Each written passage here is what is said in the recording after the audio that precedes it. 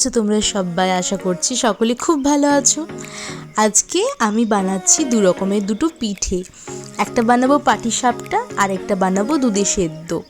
তো আমি কিন্তু এই প্রথম পিঠেটাই করছি। কীরকম কি করব না করব সেটা তোমাদের সাথে শেয়ার করব। শেষ পর্যন্ত ভিডিওটা কিন্তু অবশ্যই দেখবে।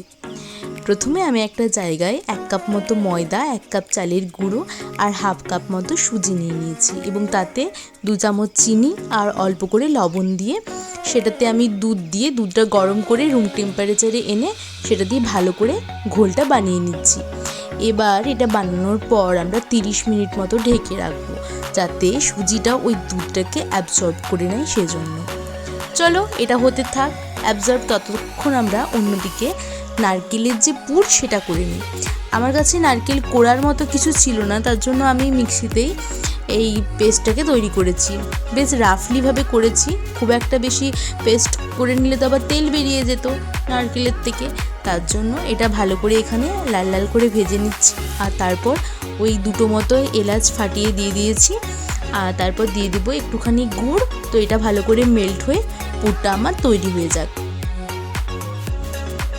আজকে আমি চাচির পুর আর নারকেল পুর এই দুটো পুর দিয়ে পিঠে বানাবো। তো পুরটা আমাদের হয়ে গেছে, চলো ঝটপট করে এবার এটা অন্য পাত্রে আমরা তুলে রাখি। আর চাচিটা দেখতে পেয়েছো কীরকম চাপ হয়ে বসে আছে? এটা আমার শাশুড়ি মা আমাকে দিয়ে পাঠিয়েছিলেন, ফ্রিজে রাখা ছিল। তো চলো এটাকে একটু দুধ দিয়ে ভালো করে ফুটিয়ে নিই।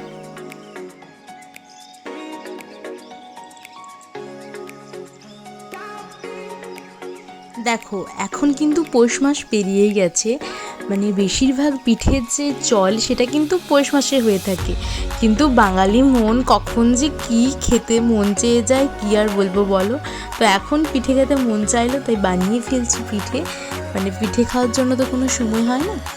যাই হোক, আমি ভালো করে চাচির পুরটাকে দুধের সাথে ফুটিয়ে নিয়েছি। এবার এই যে গরম জলে লবণ দিয়ে চালটাকে ভালো করে মেখে নিয়েছি।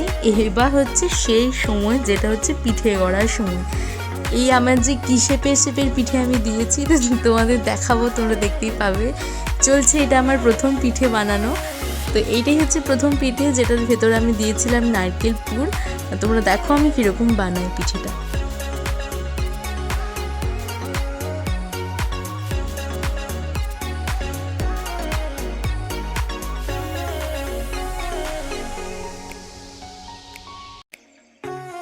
যাই হোক, যেন তেন প্রকারণে করেছি যে এটাই অনেক। তো আমার একটা ভয় ছিল যে এই দুধের ভেতর দিলে মুখটা না খুলে গেলে হয়। যাই হোক, 2-1টা মুখ খুলেই গিয়েছিল, কিন্তু বাকিগুলো সব ঠিকঠাকই ছিল।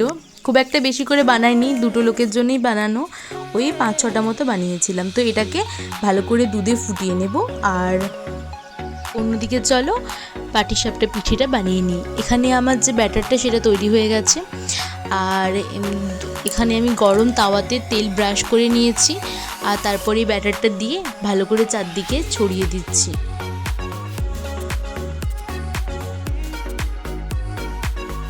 ওপর দিকটা শুকিয়ে এলে আমি চাচি পুরটা হাতে করে রোল করে এরকম একদম সাইডে দিয়ে দেব। আর তারপর এটাকে ভালো করে আমরা ফোল্ড করে দেব। সুজি থাকার জন্য কি হচ্ছে বলো তো, প্যানের থেকে চটপট করে উঠে যাচ্ছে। আর আমি এটা যেহেতু ননস্টিক প্যানে করছি তাই লেগে যাওয়ার কোনো ভয় নেই। এভাবে ওলট পালট করে দুটো পিঠ ভালো করে ভেজে নেব যাতে কাঁচা না থাকে জিনিসটা।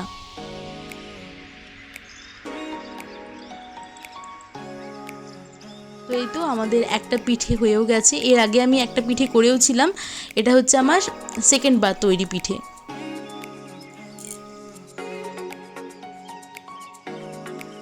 তো চলো বাকি পিঠেগুলো আমি ঝটপট করে নিই। আর এখানে দেখো যে দুধরাতে পিঠেগুলো সিদ্ধ হচ্ছিল, তো সেই দুধটা বেশ ঘন হয়ে এসেছে। তো আমাদের সেদ্ধ হয়ে গেছে পিঠেগুলো। নামানোর আগে উপর থেকে দিয়ে দিলাম অল্প করে খেজুর গুড়। আর তারপর গ্যাসটা অফ করে দেবো। একদম লাস্টে গুড়টা দেবো, তা না হলে কিন্তু অনেক সময় কি হয় দুধটা ছিটে যেতে পারে। আমাদের একটা পিঠে তৈরি হয়ে গেছে। এটা একটুখানি স্ট্যান্ডিং টাইমে রাখবো, তারপর এটাকে খেজুর গুড়ের সাথে সার্ভ করব। এদিকে আমাদের পাটিসাপটা পিঠেও রেডি। ভিডিওটা কেমন লাগলো অবশ্যই জানাবে, ভালো লাগলে লাইক কমেন্ট শেয়ার সাবস্ক্রাইব করে দেবে। দেখা হচ্ছে তোমাদের সাথে আমার পরবর্তী ভিডিওতে।